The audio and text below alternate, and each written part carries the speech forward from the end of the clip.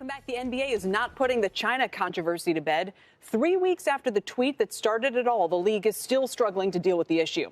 Yesterday, Vice President Mike Pence blasted the NBA over its handling of this. Eric Chemi is here with the response from the league and from one of its most visible figures. That's right. So we had Vice President Pence saying that the league shouldn't be a wholly owned subsidiary of China. And then, of course, Commissioner Adam Silver, NBA commissioner, he had his response to those words last night. Here's what Adam Silver had to say.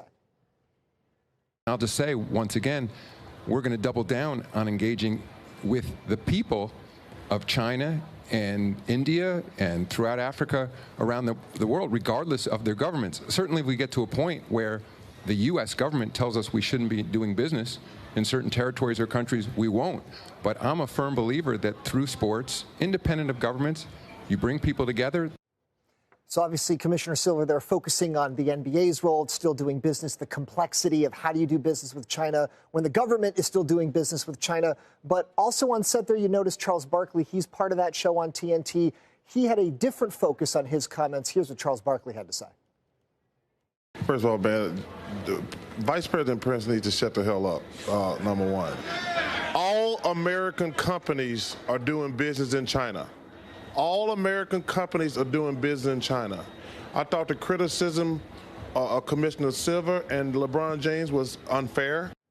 So that was Charles Barkley's response. If you notice, Adam Silver is not sure where to look when that happens. And Ernie Johnson, the host, they're sort of looking at each other. I don't know what to do with this. But I think that goes to the real point, right? There is a complexity. These companies, these countries, they want to do business with China. They know there are problems. They don't know how to deal with those problems. And we're having these conversations. I may be over-paraphrasing what Commissioner Silver has said, but as I read it, he has said, we support free speech. We are not in the business of censuring or censoring all of the individuals in management or on the teams for what they say when they are speaking on topics of social relevance. Now, it's gone very silent, as if a word has gone out.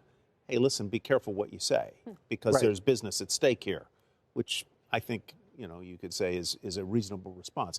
But I think he's been a little too harshly criticized.